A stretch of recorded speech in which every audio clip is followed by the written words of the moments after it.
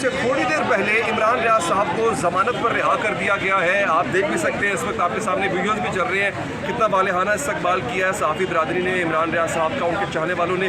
मैं अदालत में मौजूद हूँ, इमरान रियाज साहब को जो है वो लेके जा रहे हैं, उनके वकला लेकर जा रहे हैं। अच्छा, अब मैं आपको थोड़ी सी ना इस केस के बारे में एग्जैक्टली हुआ क्या है मैं आपको बता दूँ जल्दी।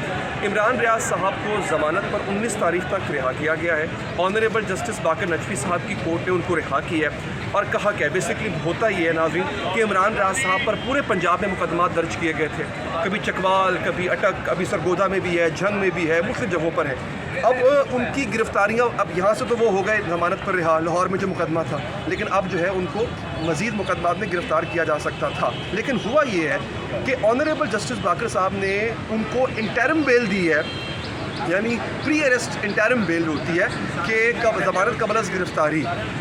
उसमें यह है कि जो बाकी मुकदमा जो बाकी शहरों में हैं, अब इमरान रियाज साहब को कोई और गिरफ़्तार नहीं कर सकता। एक तो ये बात होगी। उसकी वजह नाज़रीन ये है कि एक ही जुर्म है और उसी जुर्म की पादाश में मुख्तलिफ जगहों पे पर्चे दर्ज किए गए। कानून ये कहता है कि जब जुर्म एक होता है तो फिर मुकदमा, एक जुर्म का एक मुकदमा होगा, एक जुर्म के मुख्तलिफ मुकदमात नहीं हो सकते होते। अदालत करती है उन तमाम मुकदमात को इकट्ठा करती है और सुनना शुरू कर देती है। तो ऑनरेबल हाई कोर्ट ने तमाम मुकदमात को इकट्ठा किया है और अब ये जितने मुकदमा जो दीगर शहरों में दायर किए गए थे, उन मुकदमात की सुनवाई इस पीछे जो मेरे लाहौर हाई कोर्ट देख रहे हैं आप, जस्टिस महबूब बाकर नजफी साहब की अदालत में इनकी सुनवाई की जाएगी। अच्छा, अब उनको ज़मानत पर रिहा कर दिया गया है। स्पिरिट्स उनकी बड़ी हाई हैं, आप देख भी सकते हैं वीडियोज़ में नारे भी लग रहे हैं। इमरान रियाज साहब के लिए बड़ी जो है वो सहाफ़ी बरादरी बड़ी खुश है। अब इमरान रियाज साहब ने उनसे पूछा गया कि अब आपको स्टेटमेंट देंगे।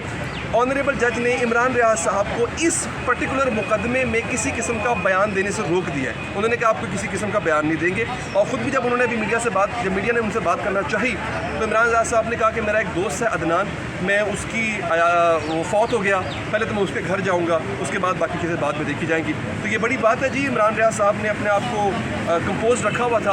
अब सूरत हाल ये है कि अगली समाअत 19 तारीख को होगी इंशाअल्लाह। अगर आप इस चैनल को सब्सक्राइब करते हैं, इस चैनल को अगर आप फॉलो करते हैं, तो उस समाअत का हवाल भी हम आपको बताएंगे। आपने थोड़ी देर पहले अजहर सिद्दीक साहब जो उनके वकील हैं, जब अभी ज़मानत नहीं हुई थी, उनसे भी हमारी गुफ्तगू हुई थी। उन्होंने भी कहा था कि इंशाअल्लाह इस मुकदमे में और दीगर मुकदमात में उनकी ज़मानत हो जाएगी। मुझे दीजिए इजाज़त नाज़रीन, अल्लाह के बाद। अस्सलाम वालेकुम नाज़रीन, मेरा नाम अली हैदर है और इस वक्त हम लाहौर हाई कोर्ट के अहाते में मौजूद है। छुट्टी के दिन जो है वो इस वक्त अदालत लगी हुई है। ऑनरेबल जस्टिस बाकर नजफी साहब का कोर्ट खुला हुआ है, समाअत वहाँ पे जारी है। अभी जब मैं वीडियो बना रहा हूँ तो थोड़ी देर में इमरान रियाज साहब को पेश किया जाएगा। लेकिन ये बड़ा कम होता है, बड़ा कम देखा गया है कि सहाफ़ी किसी और सहाफ़ी के साथ खड़े हों। अक्सर मुश्किल वक्त में अपने साथ छोड़ जाते हैं। इस वक्त मैं जिस शख्सियत के साथ बैठा हुआ हूँ, हम पूरी सहाफ़ी बरादरी को इस बात का यकीन रहता है कि अगर हमें किसी पे मुश्किल हम पे आ जाए ना और कुछ होना हो, आरिफ हमीद भट्टी साहब हमारे साथ ज़रूर खड़े होंगे, जो कि इस वक्त इमरान रियाज साहब के साथ भी खड़े हैं। भट्टी साहब बहुत शुक्रिया सर आपका। भट्टी साहब, ये अब आपको क्या लगता है, आपने चूँकि समाअत पूरी अटेंड भी की है, इमरान रियाज साहब को अभी मज़ीद मुश्किलात का सामना है या this is going to be the last stage? बिस्मिल्लाहिर्रहमानिर्रहीम। देखिए, मैं आज इनफैक्ट आज पिटिशनर बन गया हूँ इमरान रियाज की तरफ से।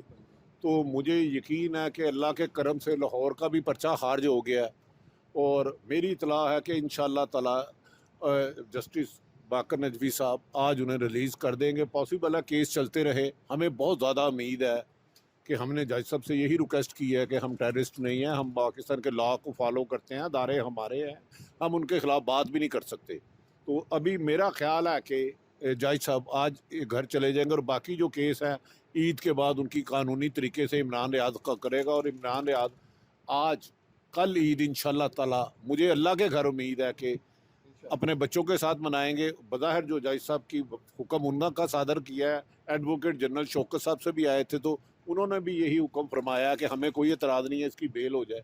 तो हमें यकीन है इसके बाद चैम्बर में जज साहिबान ने हमारे वकला साहब को और एडवोकेट जनरल साहब को बुलाया, तो उम्मीद ये है कि वो उनकी रिहाई का हुक्म सादर फरमाए।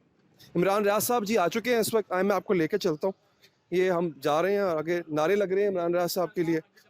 और इस वक्त जो है वो लाहौर हाई कोर्ट के अहाते में आप देख सकते हैं कि इमरान रियाज साहब को लाया जा रहा है। जस्टिस बाकर नजफी साहब ने कहा था कि जिनको पेश किया जाए, तो कभी इम्कान इस बात का है कि डोगर साहब, अस्सलाम वालेकुम सर, कैसे हैं? PNN की ब्यूरो चीफ डोगर साहब मौजूद हैं जी हमारे साथ। इमरान रियाज साहब आ गए हैं और ये आप देख सकते हैं इस वक्त लोग, ये देखें जी,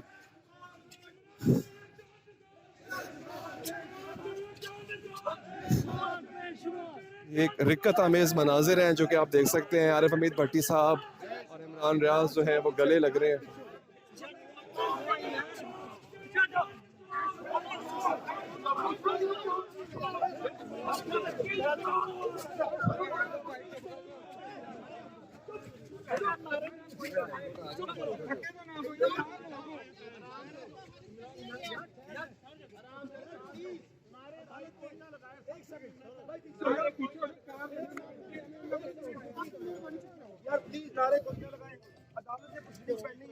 कोई सवाल नहीं पूछेंगे, प्रोसीडिंग खत्म होगी, बाहर निकल के हम बात करेंगे। कोई बात नहीं करेगा, अदालत का एहतराम मलूज़ खातिर रखें। आपसे गुजारिश है नारा नहीं लगाना। कोई बंदा यहाँ पे नारा नहीं लगाएगा, अदालत है, सियासी जमात नहीं है। अभी नहीं, चुप, हमने कोई अभी चुप, प्लीज इमरान का प्लीज बात करें, बस अल्लाह की दुआ करें सिर्फ, बस अभी खामोश, दुरूद शरीफ पढ़ें और दुआ करें बस। अदालत में हमारा मामला पेंडिंग है, प्लीज खामोश रहें, अदालत का एहतराम करें। हम कोई सियासी जमात नहीं है, प्लीज वेट करें। हम साथ छोड़ दें,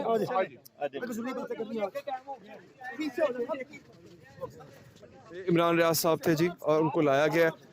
ये बड़ा ज़रूरी है बताना कि किसी किस्म के नारे नहीं होंगे, किसी किस्म की मीडिया टॉक नहीं होगी। देखें वो जा रहे हैं ज़मानत के लिए, देख भी सकते हैं आप, आपको दिखा रहे हैं वो जा रहे हैं फ़िलहाल ज़मानत के लिए और अप्लाई कि उन्होंने किया हुआ है।